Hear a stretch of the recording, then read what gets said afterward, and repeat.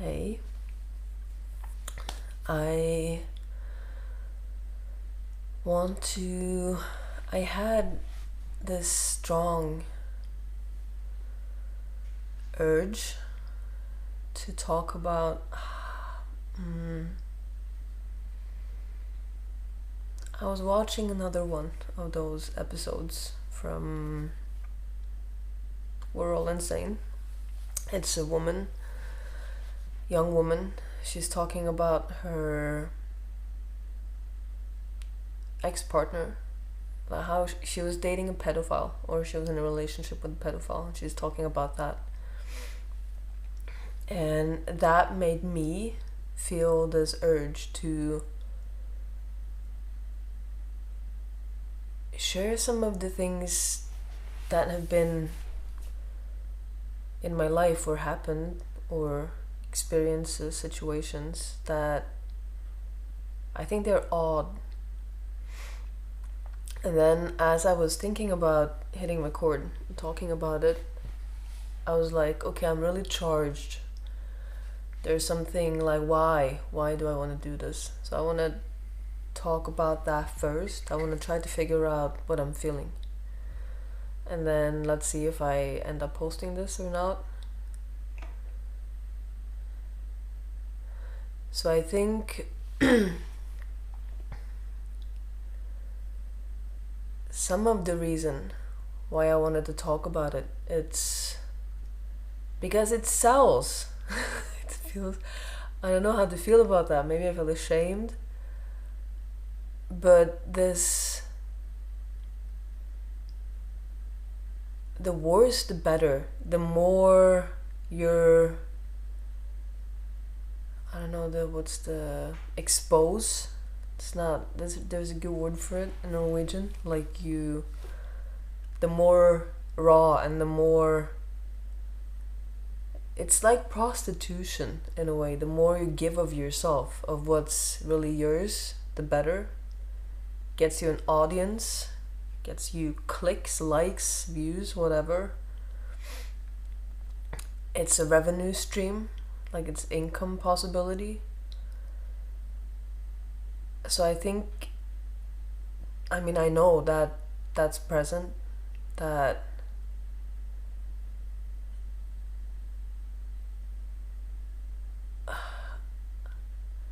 I don't even know why do I see those, like the woman with the podcast, how many she has, 600 something thousand followers or subscribers to her channel, and I'm like, why do I even want that? Do I want that? Do I? Why am I so caught up in that? Why is that such a thing? I feel nauseous as I talk about this.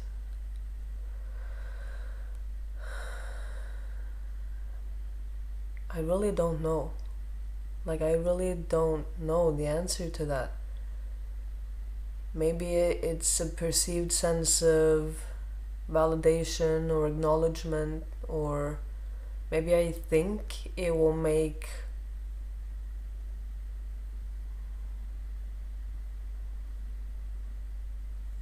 like, if people were to say I believe you, then maybe I would feel like I believe myself, which I think that's not the case, because I think nothing external can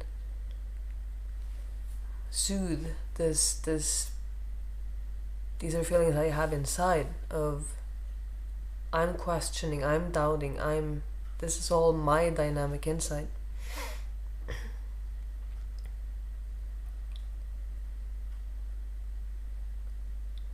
There's a flavor of something really, I'm not sure if aggressive is the right word. You know the purple minions? Those that are just like, duh. It's something a bit like that inside. Maybe kind of desperation.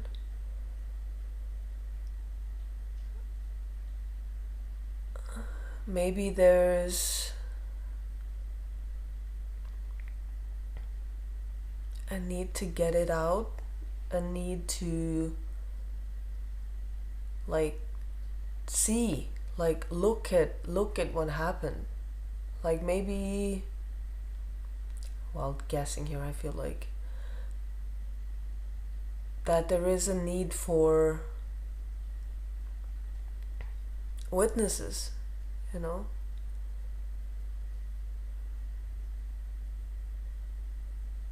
I don't know how I would feel if I knew, if I had like this woman with 600 something thousand followers, like if that many people were watching my videos, I don't know how I would feel. And it's strange because I know some people watch my videos and it's almost like I don't register that. Like, how can I know who I'm talking to because I'm talking to a camera?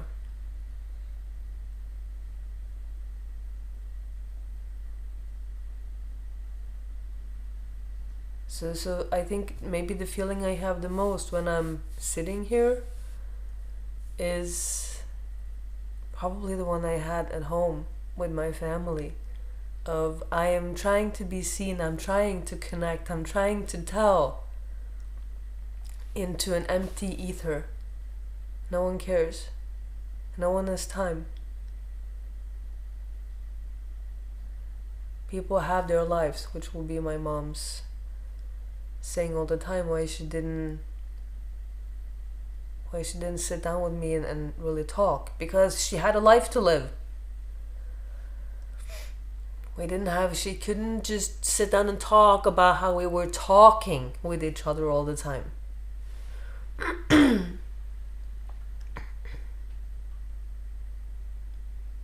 I kind of know, like I had this thought yesterday or the day before, that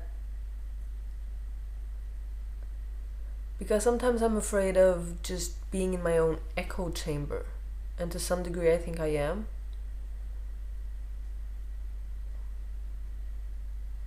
And then I was like, why can I not just be in my own why can't my world be just about, at least for now, just be about what I want it to be about, like depth and unsavory things and dark things and the deepest truth all the time. Indulging in that, drowning in that, you know? Why can't that be the only thing I'm interested in? And I don't have any answer to that. Like, so I think it can be. I can be that person. And I can, that's fair enough. I think, was I going somewhere with that?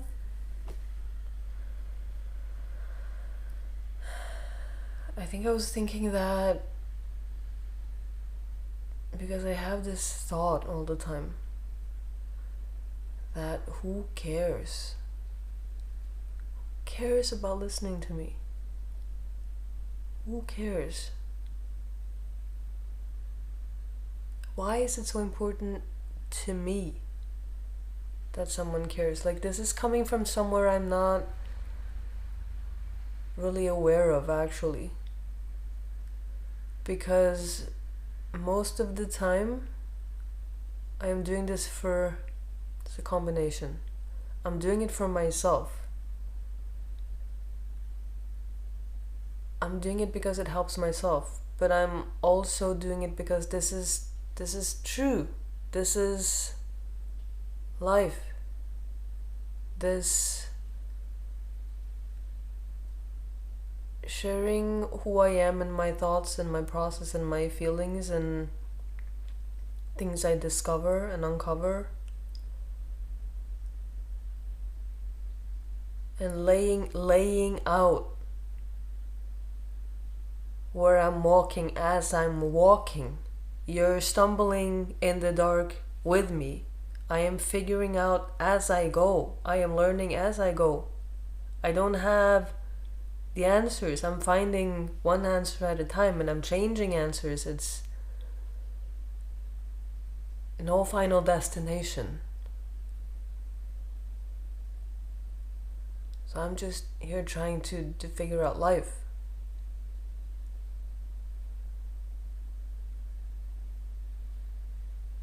Being honest, while I'm doing that, and minding my own business in a way. Like I'm not, this is, makes probably a bit, I keep coming back to mind my own business, and I live my life. Although I keep sometimes telling people what they should do, like I think people should do the same as I'm doing.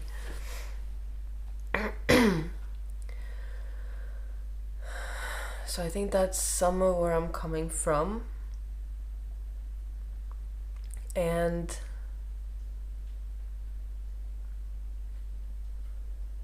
yeah, I'm hoping the sound works, because the sound was low in the last video. I turned it up, but something might be broken. Maybe I need to speak up. It's hard imagining someone watching. And why I care about that is because, of course, it matters. Who I'm talking to matters.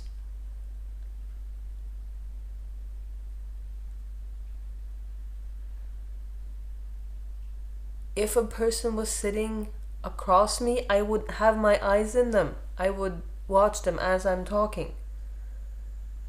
And I will be able to adjust.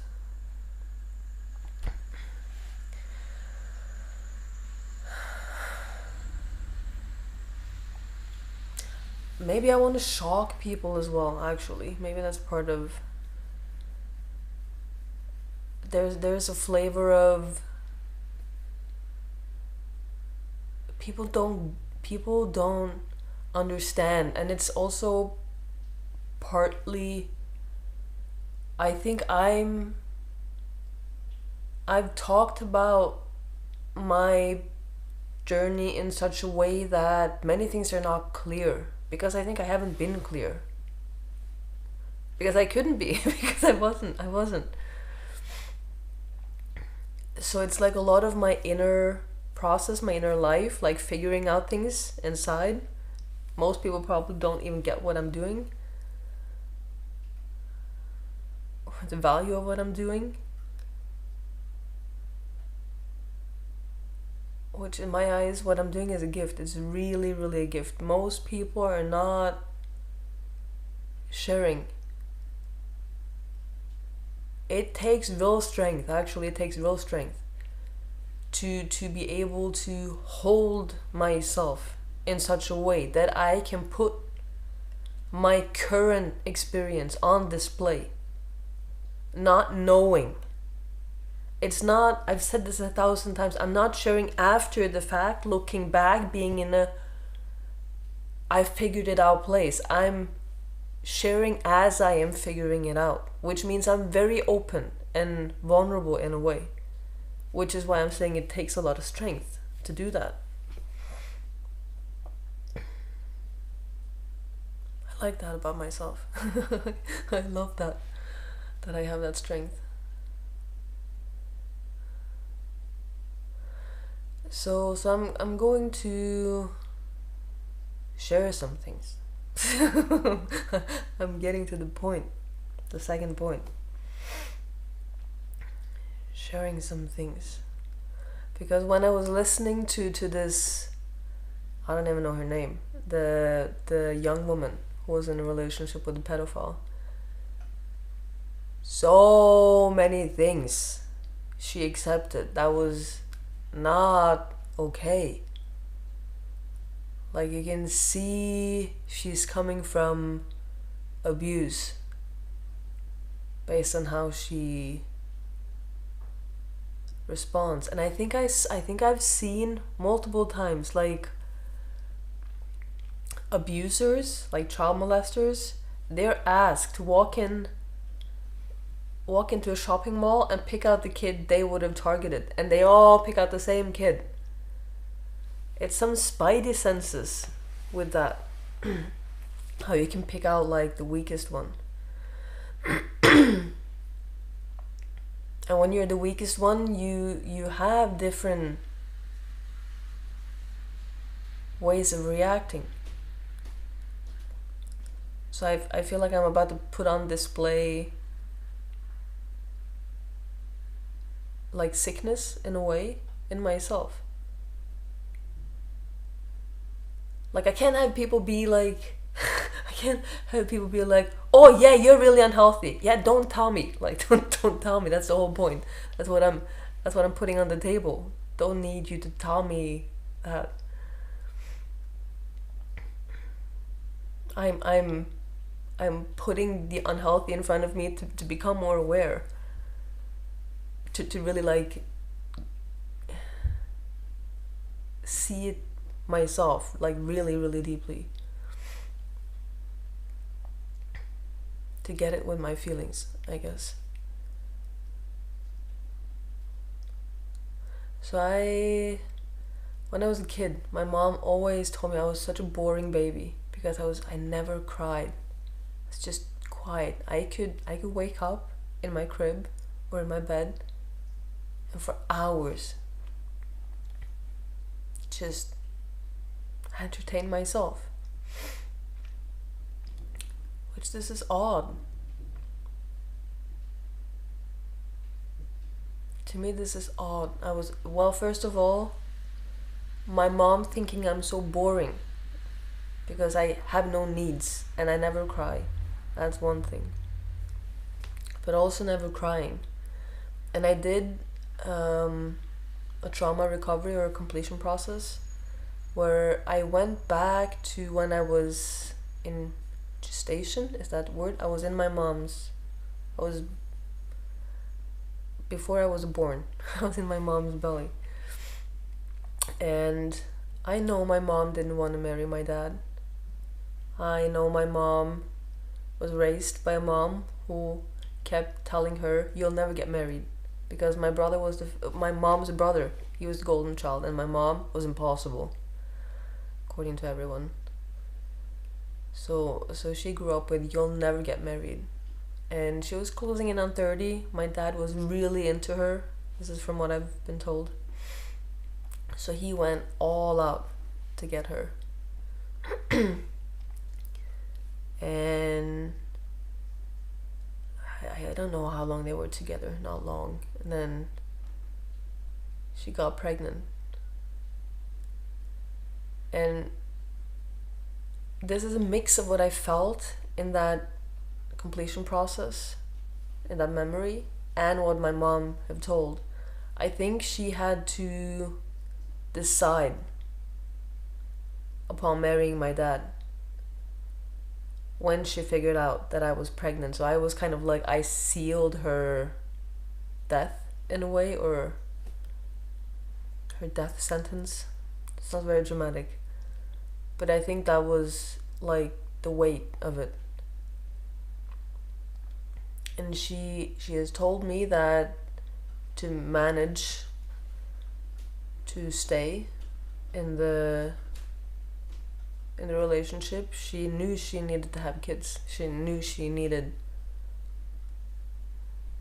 something to focus on. And we're 4 kids.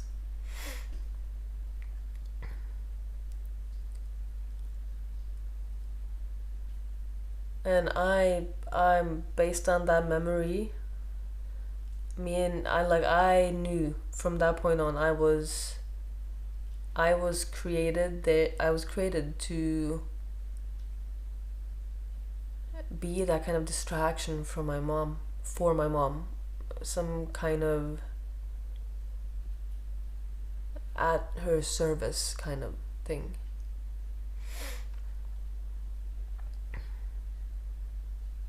Sometimes I wondered if from when I was a kid, I just knew it was not, I wouldn't get my needs met, so I didn't try. I don't know.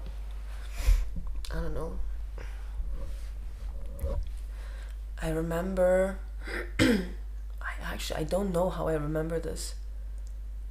I remember I was so young, must have been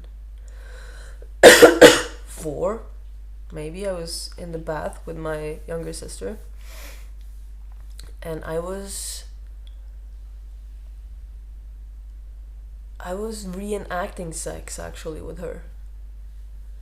I was trying to create a penis that I was holding on to, like I was creating it for myself, and then I was trying to fuck her. That's odd. That's odd. I don't know how I remember that, but I do.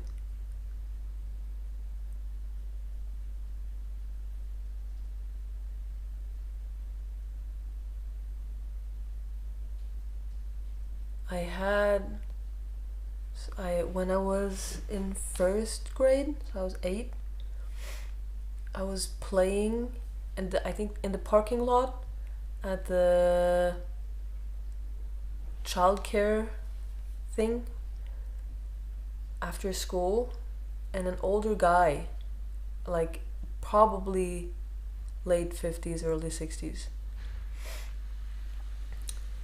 in a gray car, came into the parking lot, and he asked us, me and my friend, if we knew the way to this place. I was so happy because I knew, so I knew I could help him.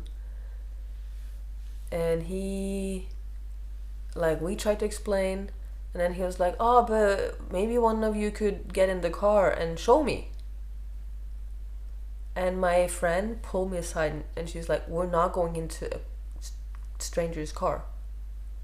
That's dangerous. We're not doing that. If she hadn't told me, I would have gone. And I mean,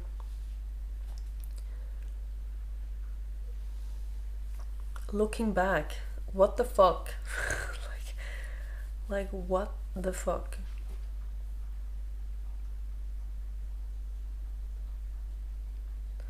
Thinking about, man, there are so many things. I mentioned in the last video how I was chatting on this chat program when I was 11 with a guy that was 21, and he showed up at my school during recess because he wanted to meet. 21, trying to grasp this, 21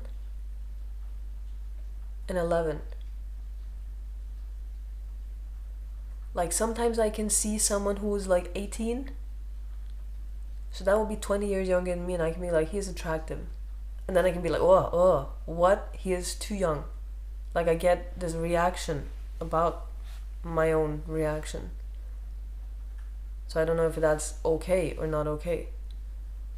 I mean, legally it's okay, but 11, that's just a kid.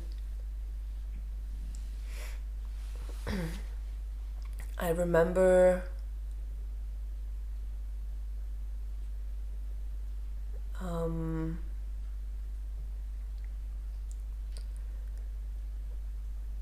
so I was always very compliant as a kid.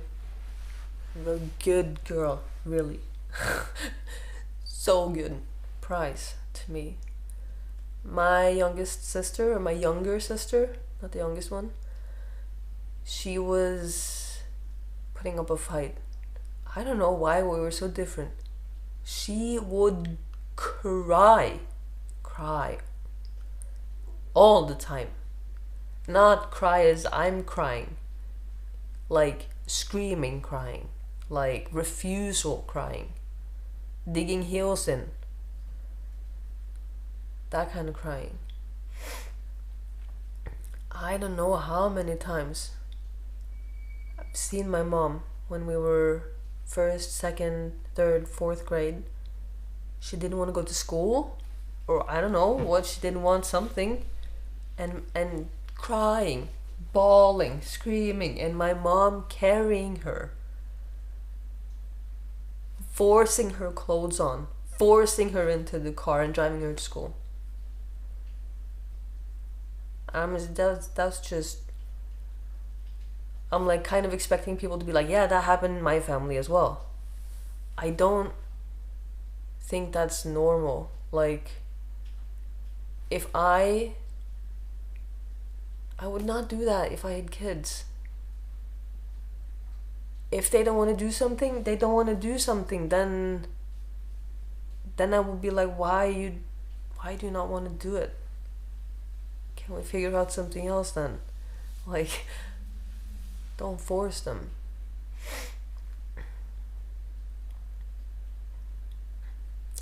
How old was I when I got my first sex toy?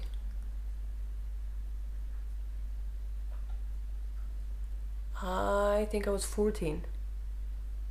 I think. And I don't know if that's young or not young. I was talking again, it's this chat program. I was talking to someone. I remember his name still. He was 10 years older than me. He was 24. Which, this is still some age difference. Although I'm moving, like 11 is kid, 14 as that's at least teenage territory. Not legal, though. So he bought that one to me. I took pictures of myself. No, I didn't take them. My sister took them. I didn't send them. I've kept so many things. Sometimes when I'm looking through old stuff, I come across. I have those pictures somewhere. Not naked. Some in my underwear and some with clothes, but like posing. Purposefully taken to send to him. I remember my brother. I don't know why my dad couldn't stand him. He couldn't stand him. I don't know, he hated my brother. I don't know why. I don't know why, but if he could have killed him, it's that feeling of like, and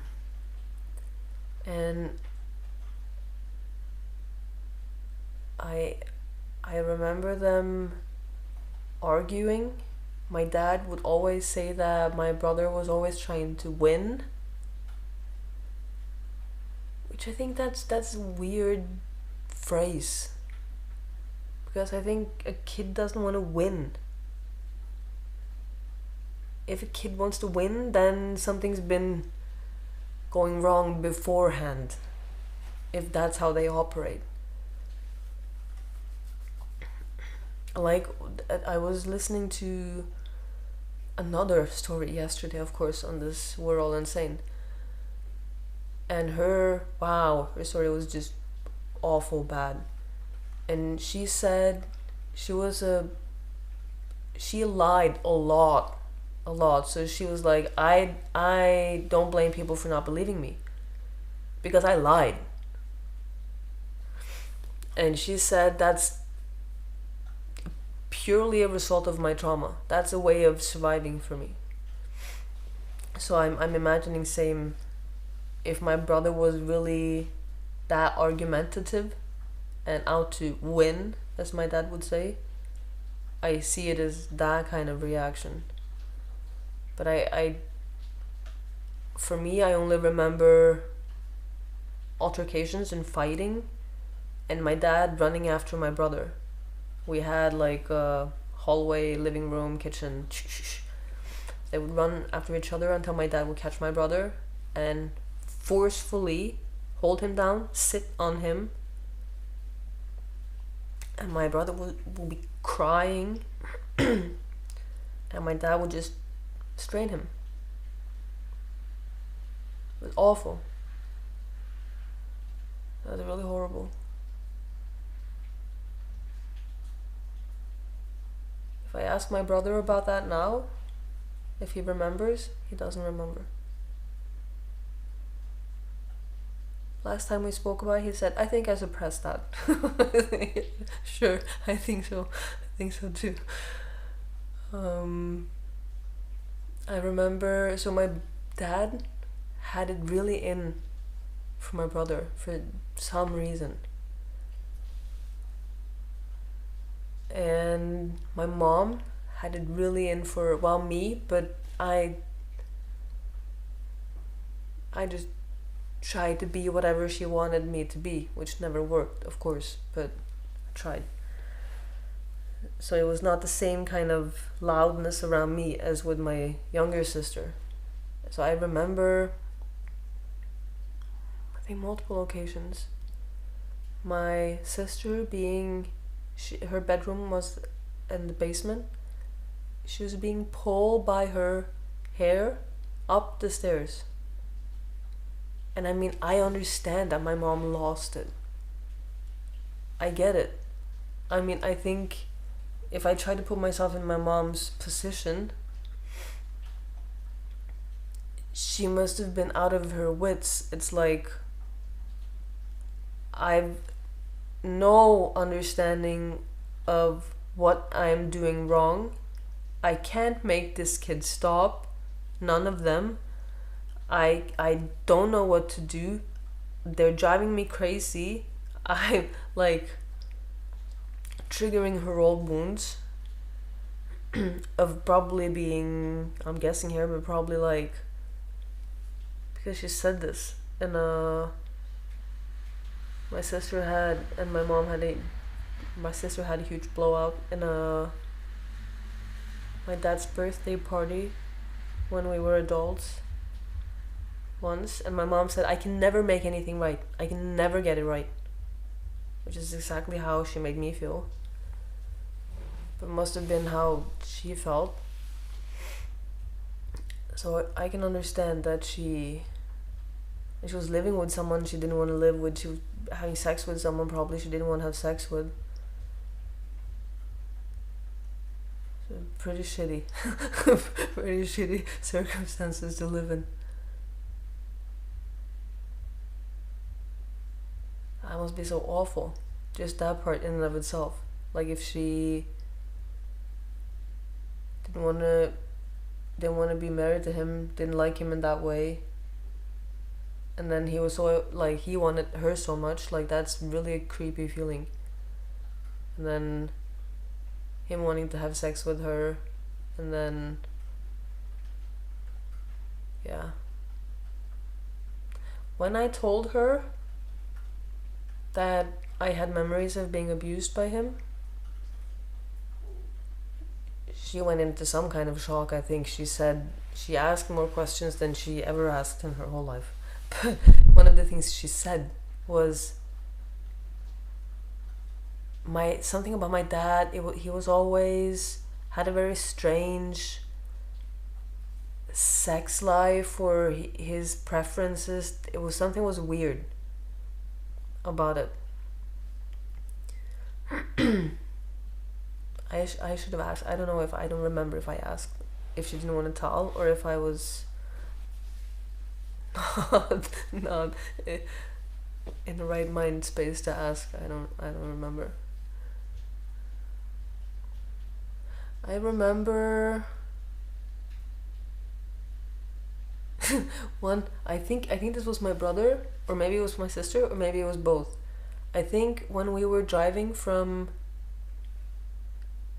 we lived on this side of the country, and my grandparents on both my mom and dad's side lived on the other side, so we were driving, so it's 6 to 8 hours drive, and I think we stopped somewhere and they ran away. Different occasions. Ran. Actually, I didn't think about that until now. Maybe they were trying to escape. I'm laughing about this, but I have such a vague memory. I remember one time we were driving. At this point, we lived on the same side of the country as my grandparents, so it was 1.5 hour drive at that point. We were going to visit my mom's parents. My younger sister didn't want to come. Of course, she had to, but she didn't want to, so she locked herself in her room in the basement. Then I don't know if this is normal. Maybe not, I guess. Maybe it's not normal that, why didn't she want to so bad? Why? What was it that she didn't want to? I think I'm curious about that. But then my dad would take the hinges off the door and take the door off. By that time, she had escaped through the window, so she was gone. I can see how you label that as a problematic child, but normal reactions to unnormal circumstances. That's what that is. I remember my brother locking himself in the bathroom at the second floor at some point. Don't remember, maybe he was 8, 9, I don't remember. He was a kid. He threatened to jump from the second floor. I don't know what had happened. It's just a normal incident. But I mean, if I had a kid, like, so much must have built up to reach that point in the first place. You know, I can't imagine having a kid and, okay, we have a fight, let's say there's something they're upset. I don't see them locking themselves in the bathroom and threatening to jump from the second floor. Like, that to me feels like something more deep-seated. One time, he was older. He and me, we remember it differently. We remember the knife differently. I thought he took the bread knife, which is milder. He, from his mind, his remembering, he took the sharpest fucking kitchen knife we had, which is like scary to me. And he held it against, he had my sister from the back and he had the knife against her throat. I don't know what he was upset with. I don't know what had happened. I remember we didn't talk about that also, which I think maybe that would be normal to have like some debrief or something. But my mom would say, maybe it was my dad, I think it was my mom, she would say, every family have their own stuff. This is our stuff. So this is just normal things. When my younger sister, the youngest sister, you know, I'm not talking about her. This is so strange because she's 8 years younger than me. See, isn't that telling that I'm not talking about her? Where was she? I don't know. I mean, I know my younger sister and my brother, my younger sister, she's diagnosed with, at some point when she was 15, 16, Asperger's. I think she's developmental trauma. Lots of trauma. And my brother was diagnosed with ADHD, and I wonder if they wondered about Tourette's as well. They were both medicated, I think. I don't know if they took the medication. My brother did, at least for some period of time.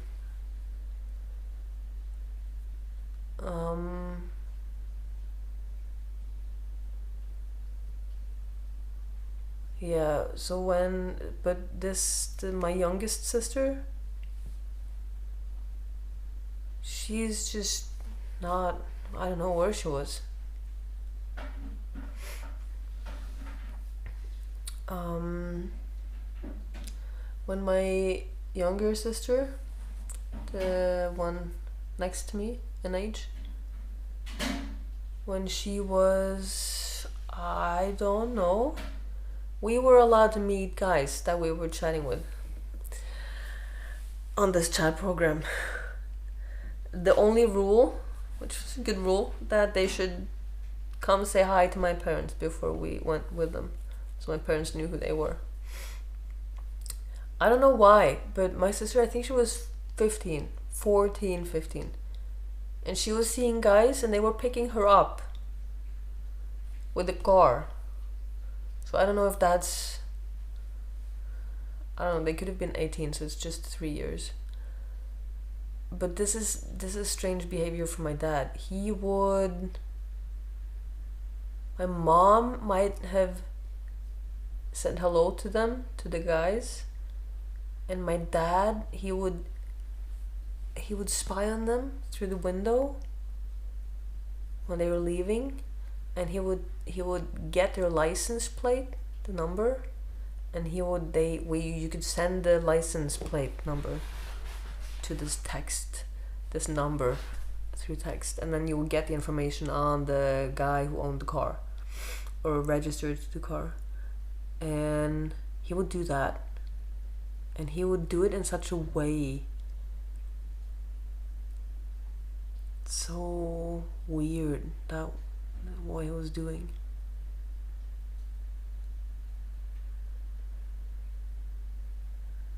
Never liked any of my boyfriends. He really liked my sister. She got a boyfriend when she was 15. He was older. I wonder if he was 21. He was a chef. My dad really liked him for some reason. He is not a good guy. That boyfriend. But yeah. When my mom and dad divorced,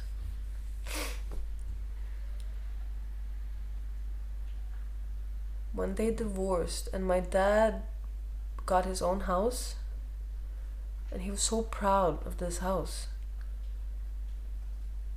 and he wanted us to spend the night, us kids, not at the same time, just he wanted us to have like sleepovers. And at that point, I'm an adult, because they divorced when my brother was 18, so I was 28.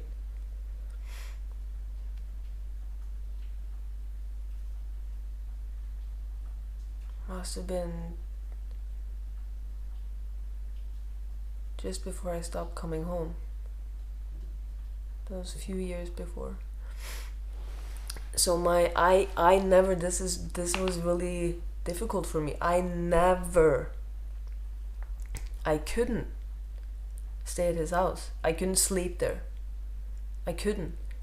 I felt so guilty. I felt so bad. He kept telling my siblings that he was so hurt. I can hear how manipulative this sounds when I say it. He was so hurt, and he didn't understand why didn't I want to spend the night. And something in my body was just like, no. It's just blank no. I couldn't make myself do it. Couldn't. My younger sister, I think she was also abused. She spent the night, and she told me, when I asked her what it was like, and she said, well, he doesn't have a door to the bedroom I was sleeping in. And I mean, that's fucking bullshit, because you don't have a bedroom without a door. You get a door. And I think the door was there, he just didn't put it on the hinges because who knows. So she slept, so he could walk past. He would walk past the bedroom where she was sleeping with her boyfriend. That's weird. Which reminds me, when I still lived at home, and I would always sleep naked. I don't know. Is it normal? Should I even talk about normal? But I did that. And I had my bedroom and then the bathroom. And then it was like a kind of a small living room that my dad used to have his computer.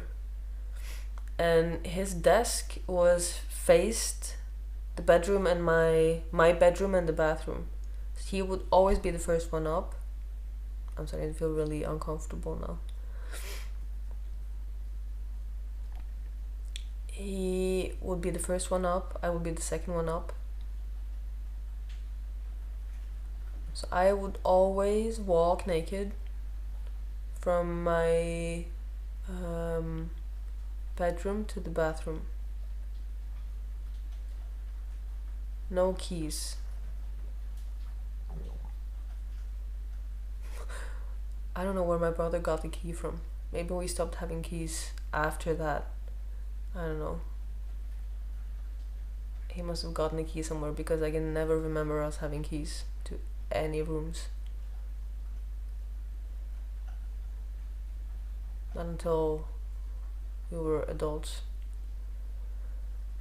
So he would always sit by his computer. As soon as I had walked to the bathroom, he would leave. And I never... Now that feels odd. That feels odd.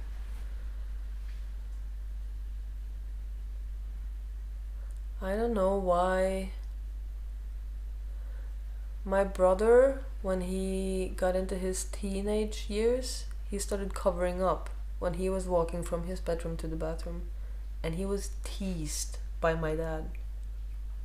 Like really teased, shamed, humiliated.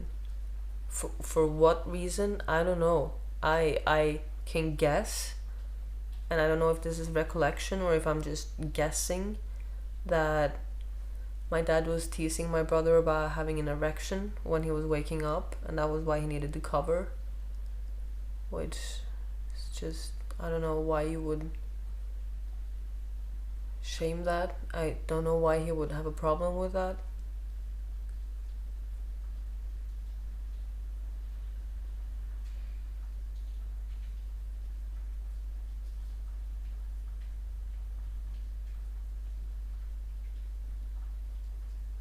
I don't know. I'm trying to think if there are more things.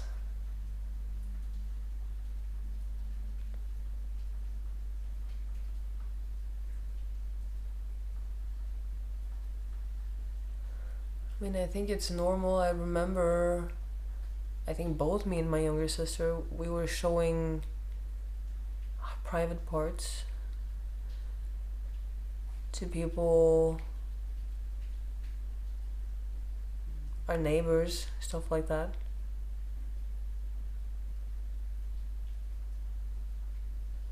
And I have in my head that that's normal, that's just what people do, and maybe it is, maybe it isn't. I don't know. I don't know, this is also similar when, like, nudity. My dad, he loved taking baths, and he would, because we had no keys, so he would always be in the bath naked,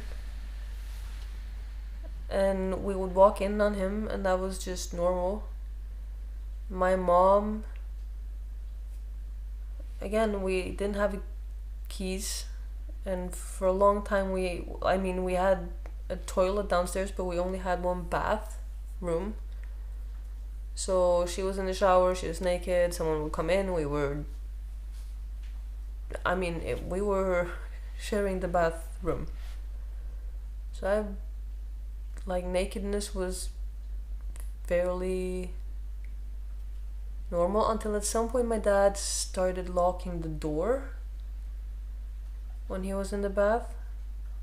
I don't know why. I don't know when. Just all of a sudden it was locked.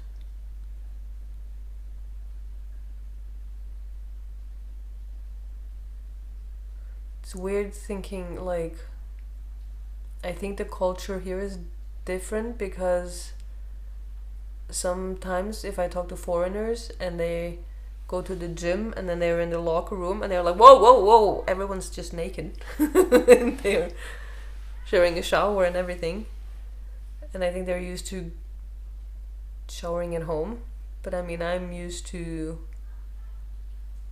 We had PE, like sports at school. Everyone would shower afterwards.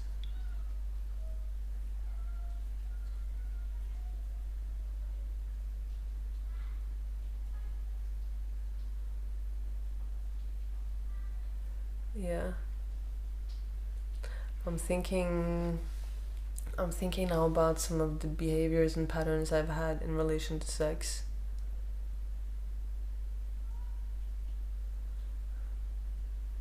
There are many odd things there as well.